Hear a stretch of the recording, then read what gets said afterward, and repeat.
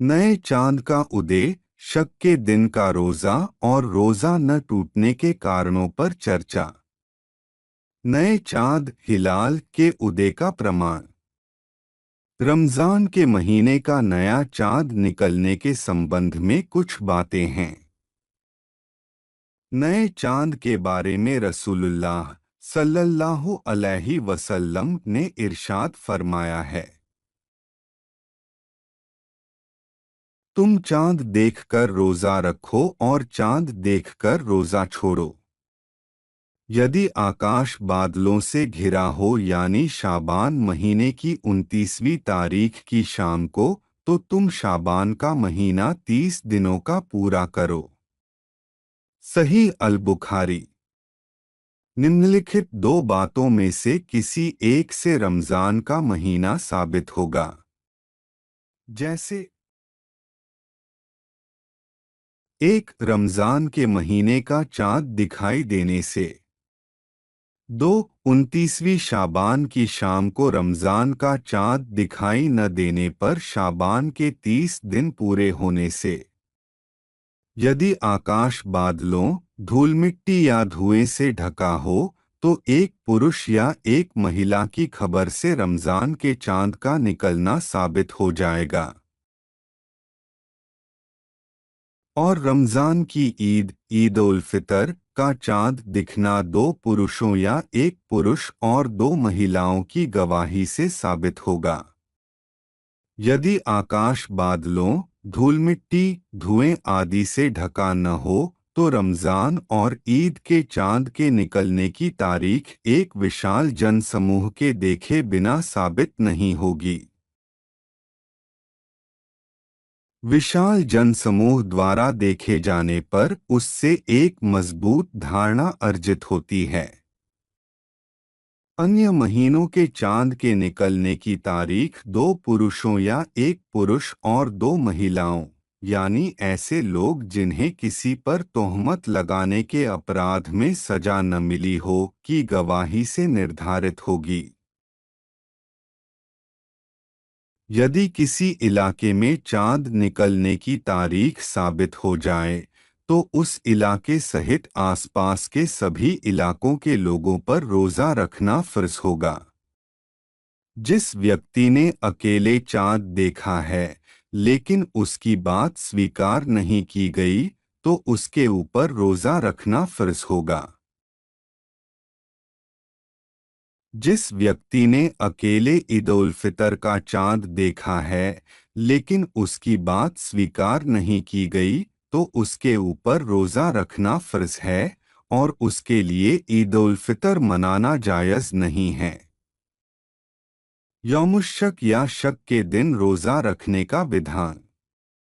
यौमुश्शक या शक का दिन शाबान महीने की 29वीं तारीख के बाद वाला दिन है।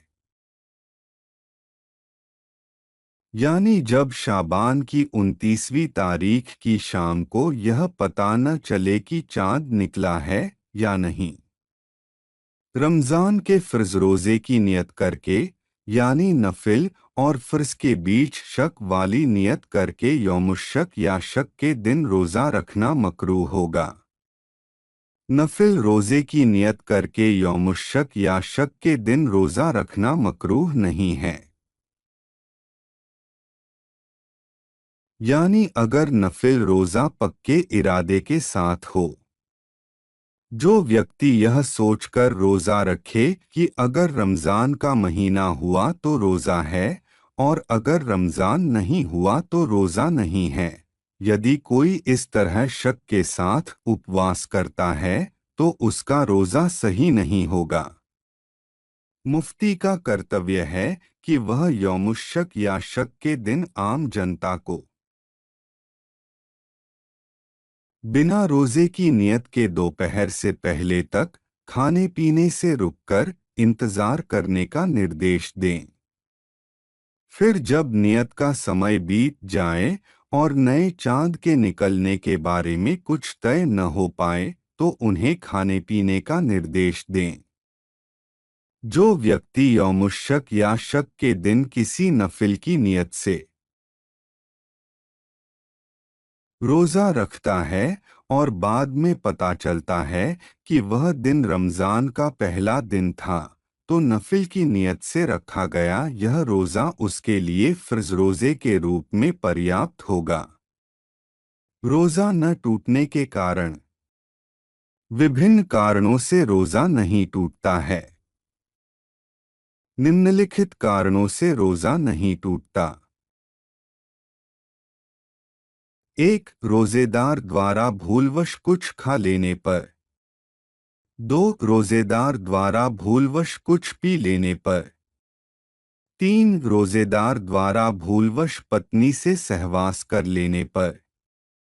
4. रोज़ेदार द्वारा भूलवश तेल लगाने पर। 5. शरीर की किसी जगह पर सुरमा लगाने पर। 6. शरीर की किसी जगह पर पचना सिंगी लगवाने पर। 7. किसी की गीबत बुराई चुगली करने पर। 8. रोज़ेदार के गले में अनजाने में धूल मिट्टी चले जाने पर। 9. रोज़ा तोड़ने की नियत करने पर और उसे न तोड़ने पर। 10. रोज़ेदार के गले में अनजाने में धुआं चले जाने पर। 11. रोज़ेदार के गले में मक्खी प्रवेश कर जाने पर। 12. रोज़ेदार की जुनूबी हालत नापाकी की हालत में सुबह होने पर। 13. तालाब या नदी में नहाते समय कान में पानी चले जाने पर। 14. रोज़ेदार की नाक में कफ बलगम आने और ऊपर की ओर चले जाने पर। 15. रोज़ेदार के मुंह में अनजाने में उल्टी आने और उसे निगल लेने पर। 16. रोज़ेदार द्वारा जानबूझकर कम उल्टी करने पर और उसका पेट के अंदर चले जाने पर। 17. रोज़ेदार द्वारा दांतों में फंसी हुई वस्तु को खा लेने पर, चाहे वह मटर के दाने की मात्रा के बराबर ही क्यों न हो। 18. रोज़ेदार द्वारा सरसों जैसी वस्तु चबाने पर और उसका स्वाद गले में जाने पर। 19. रोज़ेदार द्वारा सुई इंजेक्शन लगवाने पर, चाहे वह चमड़ी में हो या नस में। 20. रोज़ेदार द्वारा किसी काठी तिनके बर्स से कान से मैल निकालने पर।